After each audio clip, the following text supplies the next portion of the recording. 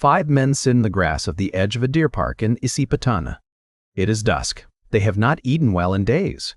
Their robes are thin, their faces drawn, and they have made an agreement. When the man they once followed arrives, they will not stand. They will not greet him.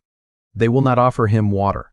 His name is Siddhartha Gautama, and they believe he is a failure. He had been one of them.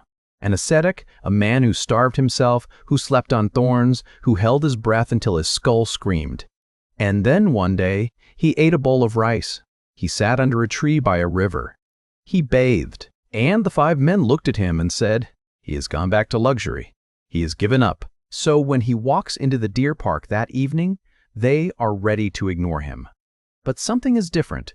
There is a stillness in the way he moves, not the stillness of someone who has given up, but the stillness of someone who has stopped searching because he has found what he was looking for. One of them stands, then another, and before they know it, all 5 are on their feet, offering him a seat, bringing water, waiting. And the Buddha, though they do not call him that yet, sits down among 5 people who had written him off and says, "I have found a middle way." What he teaches them that night will become the most famous prescription in the history of human thought. 8 factors. 8 practices, a path, not to heaven, not to a God, not to a reward after death, but to the end of a very specific kind of suffering, the kind you carry with you on a Tuesday, the kind that sits in your chest at 2 in the morning, the kind that no amount of success or pleasure or distraction has ever been able to touch. He calls it the Noble Eightfold Path, and for 25 centuries, almost everyone has gotten it wrong. Not wrong in a dramatic way, wrong in the quiet way that slowly drains a teaching of its power. They turn it into a list. Step 1, right view. Step 2, right intention. Step 3, right speech.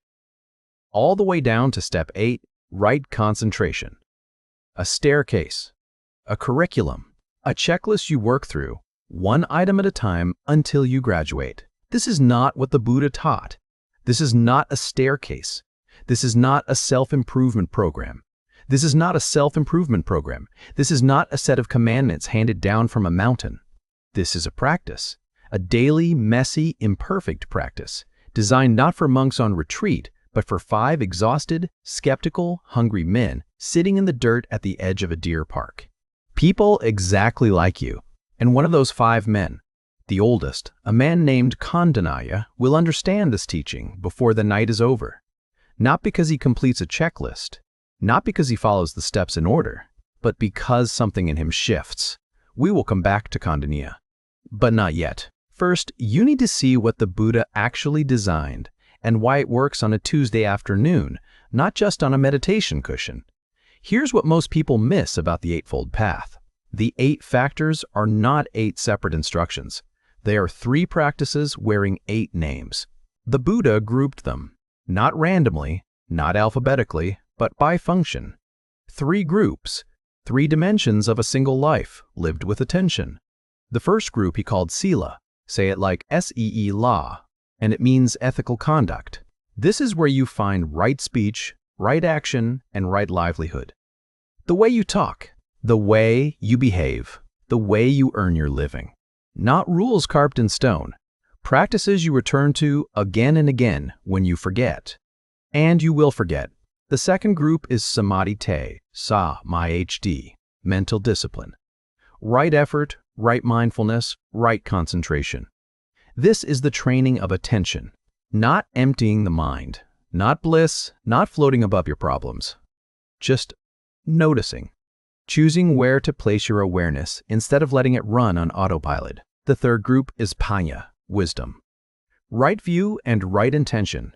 This is the part most people skip because it sounds abstract, but it is the most practical of all. Right view means seeing things as they actually are, not as you wish they were, not as you fear they are. And right intention means choosing, moment by moment, what you bring to each situation. Kindness or resentment. Generosity or grasping. Letting go or holding on. 3 groups. Ethics, attention, wisdom. Not a staircase, not a ladder, not a program with levels. Now, To show you what this looks like when a real person encounters it, let me tell you about a man with 99 finger bones strung around his neck. His name was Angulimala. Angulimala, and it means garland of fingers. He was a serial killer, not a metaphor, not a symbol. A man who had murdered 99 people and wore their fingers as a necklace because a corrupt teacher had told him that killing 100 people would bring him liberation. He lived in the forests outside King Pasenadi's kingdom, and the fear he created was so total that farmers abandoned their fields, shepherds fled with their animals. And even groups of 30 or 40 armed men had walked into those woods and never come back. And one morning, the Buddha finished his meal in town, picked up his alms bowl, and walked directly into that forest. Alone, people shouted after him. They warned him, "Ascetic, do not take that road. Even groups of 40 men have been killed." The Buddha kept walking. Angulimala saw him from a distance and began to run. He ran with a knife in his hand, the way he had run at 99 people before. And something strange happened. He could not close the distance. The Buddha was walking. Angulimala was sprinting, and the gap between them would not shrink. Finally, Angulimala screamed, "Stop, ascetic, stop!" And the Buddha, still walking, said, "I have stopped, Angulimala. It is you who have not stopped. Stay with me." Because that sentence is the Eightfold Path in 7 words. I have stopped harming, stopped grasping, stopped running from the truth of what I am. It is you who have not stopped. Angulimala dropped the knife. He threw his weapons off a cliff. He asked to be ordained on the spot. And the Buddha said yes.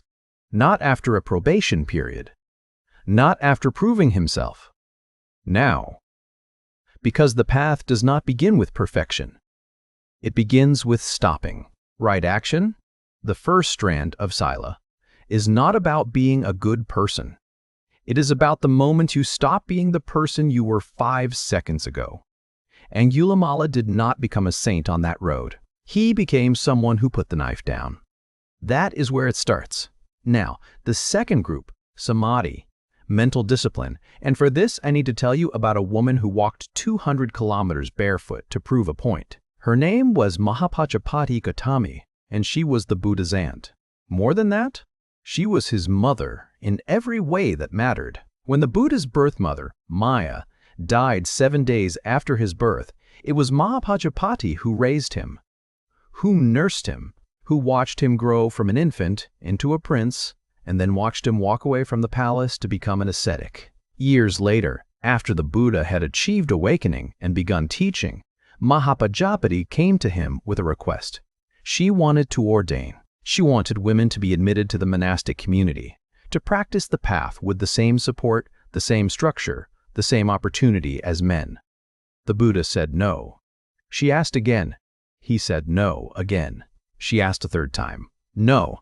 And here is where most people expect the story to end. With acceptance, with submission, with the quiet nodding that history demands of women who are told no by powerful men. Mahapajapati shaved her head. She put on yellow robes. She gathered 500 women who wanted the same thing she wanted, and they shaved their heads too. And then they walked, barefoot in robes, across the plains, all the way to Vesali, where the Buddha was staying. When they arrived, their feet were swollen, their skin was burned. They were covered in dust. And Ananda, the Buddha's attendant, the man who had spent 25 years at his side, saw them and wept. Ananda went to the Buddha and asked, "Can women who practice the path attain awakening?" The Buddha said yes, they can. Then why, Ananda asked, will you not let them ordain? And the Buddha relented. The order of nuns was established because one woman decided that right effort was not a thing you feel.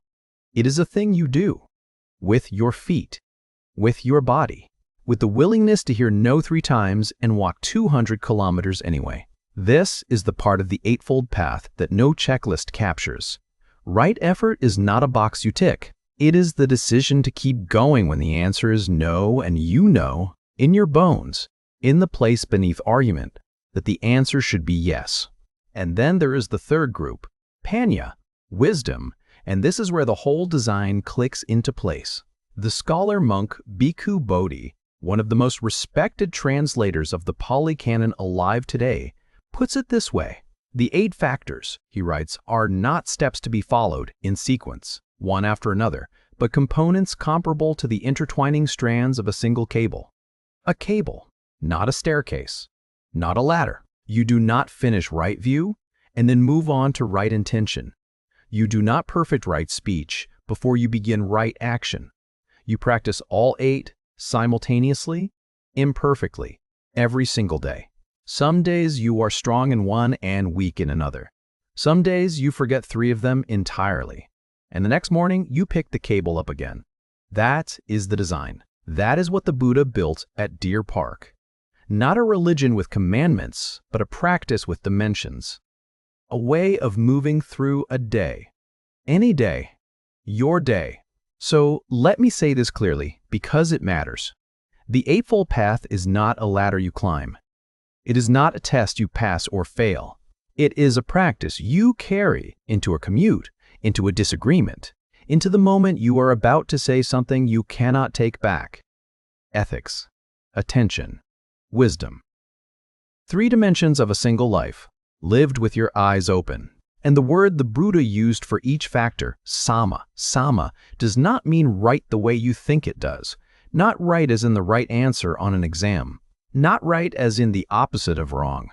The Pali word sama means something closer to complete, wholesome, in harmony with the way things actually are. Right speech is not perfect speech. It is complete speech that comes from attention, not autopilot. Right action is not flawless action. It is action that has been seen clearly before it leaves your hands. If this reframe is landing for you, if you have been carrying the Eightfold Path around in your head as a checklist and something just loosened, hit subscribe, because this channel exists to do exactly this. To take the teachings the Buddha actually gave and strip away 25 centuries of misunderstanding, not to make them easier, to make them usable, and we are only halfway through. Because everything I have shown you so far, the 3 groups, the cable, the stories, is the theory. Now I want to show you what the Eightfold Path looks like inside a single ordinary day. Your day. And this is where it gets remarkable. Imagine a Tuesday, not a special Tuesday, not a retreat day, not a holy day, not a day you have set aside for spiritual practice, just Tuesday. The alarm goes off. You did not sleep well. There is coffee to make and traffic to sit in a meeting you are not looking forward to. This is where the Eightfold Path lives, not in a monastery. Here, you wake up and before your feet touch the floor, right intention is already in play. Not as a prayer, not as an affirmation you repeat in the mirror, just a choice. What am I bringing to today? Am I going to drag yesterday's argument into this morning? Am I going to carry resentment into the office like a bag I refuse to put down? Right intention is the moment between the alarm and the first step. The moment you choose, consciously or not, what flavor this day will have. Most people skip this moment. Not because they are lazy, because no one told them it was there. You get in the car, or the train, or you walk, and right mindfulness begins. Or, more honestly, it does not begin because you are already gone. You are replaying a conversation from last week. You are rehearsing a confrontation that may never happen. You are scrolling through your phone with your thumb while your mind is 3 time zones away. This is what the Buddha called the untrained mind. Not evil, not broken, just elsewhere, always elsewhere. Right mindfulness, sati, is not a meditation technique. It is the practice of being where you are, noticing the steering wheel under your hands, noticing the tension in your jaw, noticing that you have been holding your breath for the last 45 seconds because you are thinking about something that has not happened yet. Pay attention to this, because right mindfulness is the factor most people think they understand and almost nobody practices. They think it means sitting on a cushion for 20 minutes. It does not. It means noticing, right now, in this second, what is actually happening, not what you think is happening, not what you are afraid might happen. What is happening? You arrive at work. There is an email in your inbox that irritates you. Someone has said something careless or dismissive. or just slightly wrong in a way that presses exactly the button they did not know you had. Your fingers are on the keyboard. You are ready to respond. Right speech lives here, not in a temple, in the 2 inches between your fingertips and the keys. Right speech is not about being polite. It is not about being nice. It is about asking one question before you hit send. Is this true? Is this necessary? Is this the right time? The Buddha was specific about this. He named 4 things to abstain from: lying, divisive speech, harsh speech, and idle chatter. Not because they are sins, because they create suffering. Yours first, then everyone else's. The email you almost sent, the one with the sarcastic line in the second paragraph, the one that would feel so good for exactly 11 seconds, that is the test. Right speech is not passing the test perfectly. It is noticing that there is a test. Lunchtime. You sit down with your food, and here is where right livelihood appears. Quiet, easy to ignore, but heavier than it looks. Right livelihood is the question most people do not want to ask. Is what I do for a living causing harm? Not dramatic harm. Not building weapons or selling poison. The ordinary harm. The company that cuts corners. The product that works fine but solves a problem no one has while ignoring a problem. Everyone does. The meeting you sit in, where everyone knows a project is failing and no one says it, because saying it would cost something. Right livelihood does not mean you quit your job tomorrow. It means you see it clearly. You hold the question, am I causing harm? With the same attention you would hold a bird in your open palm. Gently, without squeezing, without pretending it is not there. The Roman Emperor Marcus Aurelius, not a Buddhist, not a monk, a man who ruled an empire and fought wars and dealt with betrayal on a scale most of us will never know, wrote almost the same practice into his private journal 2,000 years ago. Every morning, he wrote, "Remind yourself, today I will meet people who are arrogant, ungrateful, envious, and deceitful." And then he asked himself, how will I respond? Not how will I feel. He could not control that. How will I respond? A Roman emperor. A Pali's sermon. The same practice. Review your speech. Review your actions. Review your intentions. Not once a year. Every day. The afternoon. An argument with your partner, or your colleague, or your child. Someone says something and you feel the heat rise in your chest. Your jaw tightens. Your voice changes before you have decided to change it. Right action lives here. Not in the argument itself. You cannot control what the other person says.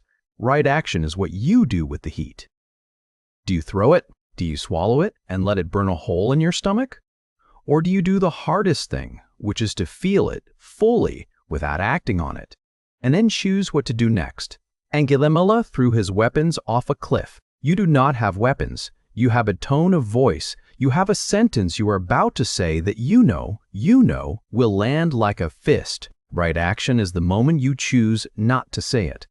Not because you are holy, because you have seen what happens when you do. Evening. The day is done. You are tired. And right effort, the factor that sounds the most exhausting, turns out to be the most gentle. Right effort is not grinding harder. It is not discipline in the way the self-help world uses the word. The Buddha described 4 kinds of right effort. Prevent unwholesome states that have not yet arisen. Abandon unwholesome states that have already arisen. Cultivate wholesome states that have not yet arisen. Maintain wholesome states that have already arisen. Let that land, beyond the cushion, into the evening. What are you feeding your mind before sleep? What are you scrolling through, watching, replaying? Right effort is the practice of noticing what you are putting into yourself.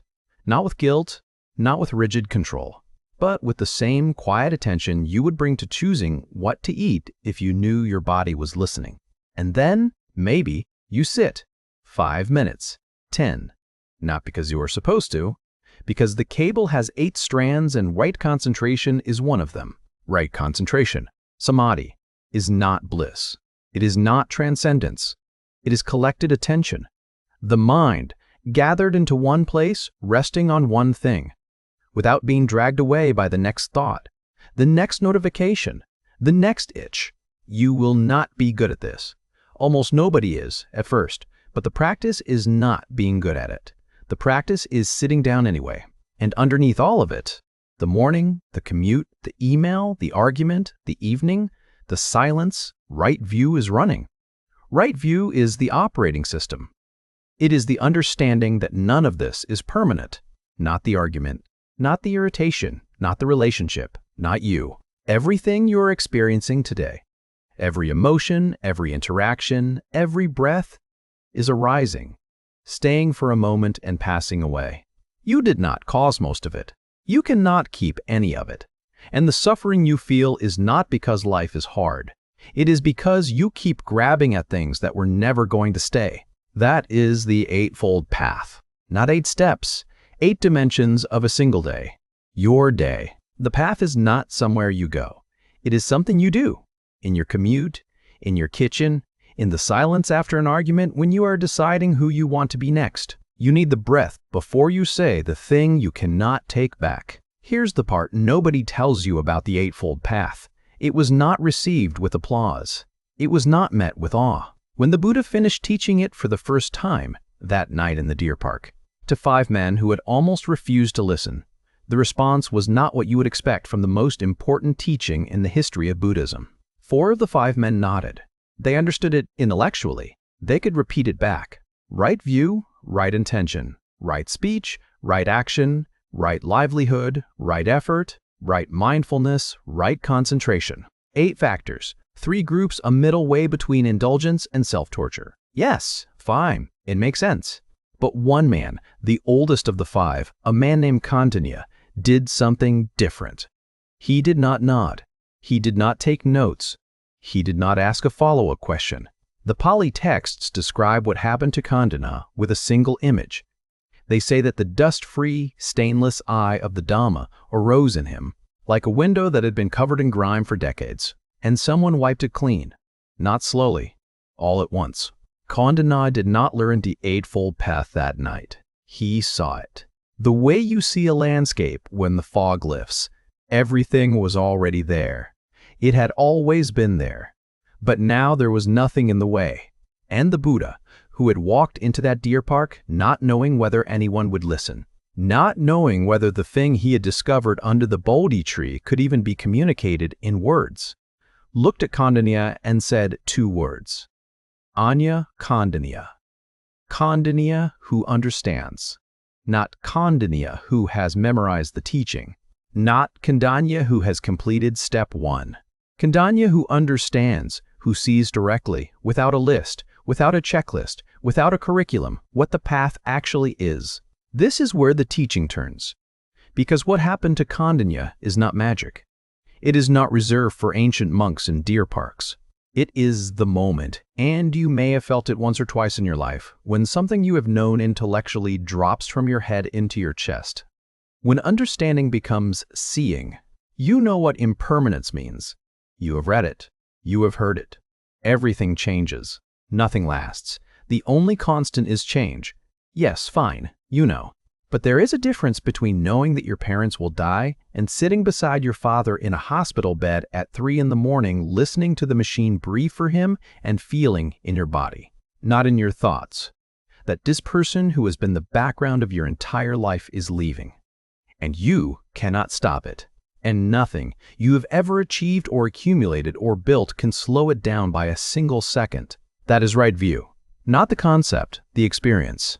And the Eightfold Path was designed for that moment, not for the monastery, for the hospital bed, for the Tuesday when the phone rings with news you were not ready for the morning you wake up and realize that the life you have been living is not the life you want, and you do not know how to change it. But you know you cannot stay. Sariputta, the wisest of the Buddha's disciples, was known for exactly this, the systematic, analytical approach to the path, not devotion.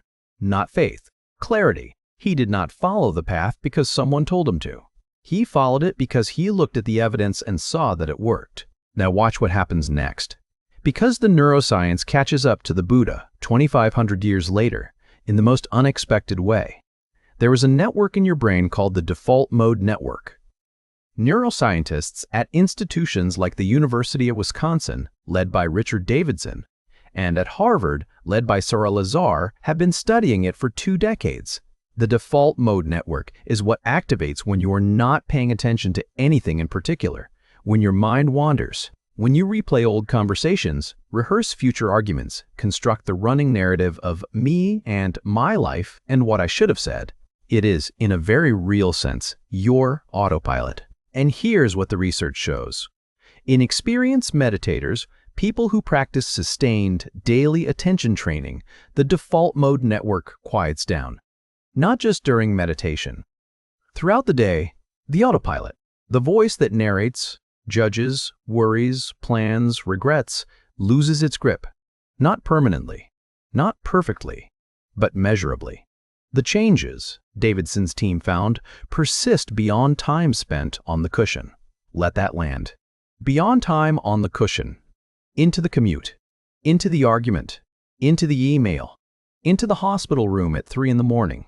The Eightfold Path is a default mode network intervention designed 25 centuries before anyone knew what a default mode network was.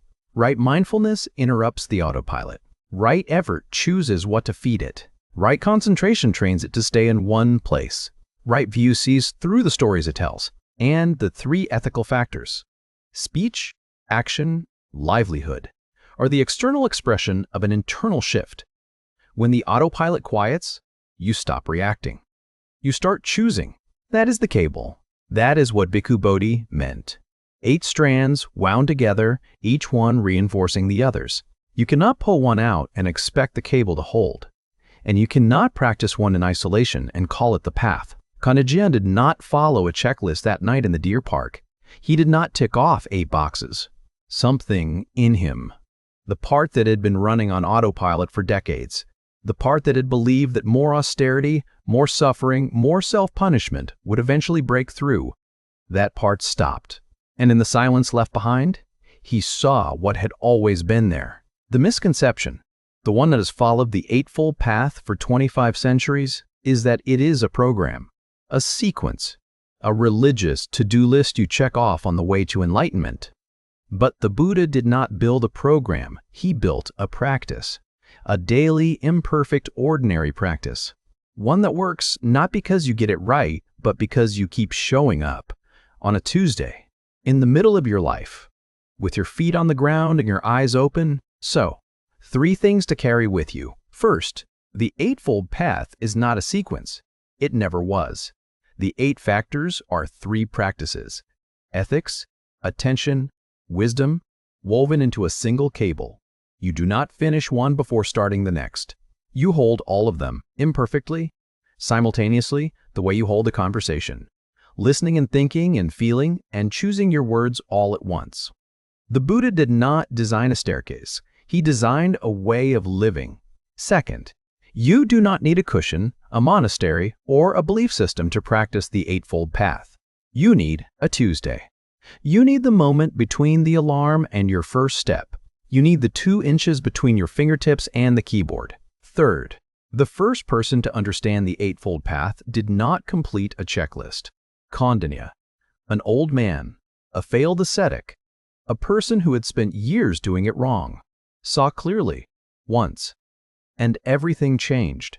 Not because he was special, because he stopped. He stopped running the program, stopped performing the austerity, stopped following the sequence. And in that stillness, he saw what had been there all along. That moment is not locked in a deer park 2,500 years ago. It is available to you. Not after you read 10 more books. Not after your next retreat. Now, here, in whatever messy, imperfect, ordinary day you are living right now, which of the 8 factors do you find hardest to practice in daily life?